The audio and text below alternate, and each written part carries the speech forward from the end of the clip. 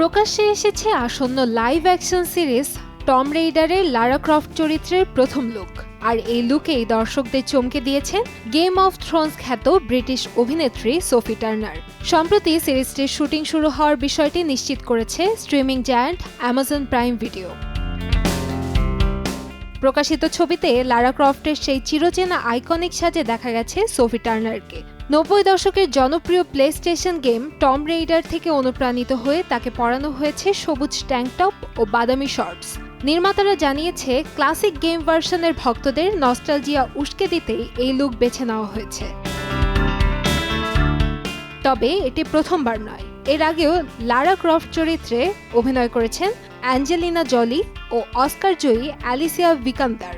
এবার তৃতীয় অভিনেত্রী হিসেবে অভিনয় করছেন সোফি টার্নার। চরিত্রটি নিয়ে নিজের অনুভূতি প্রকাশ করতে গিয়ে তিনি বলেন, লারা ক্রফটের মতো শক্তিশালী ও আইকনিক চরিত্রে অভিনয় করা তার জন্য একটি বড় চ্যালেঞ্জ। নতুন এই সিরিজের চিত্রনাট্য লিখেছেন ফ্লিব্যাগ খ্যাত তারকা ও নির্মাতা ফিবি ওয়ালার ব্রিজ।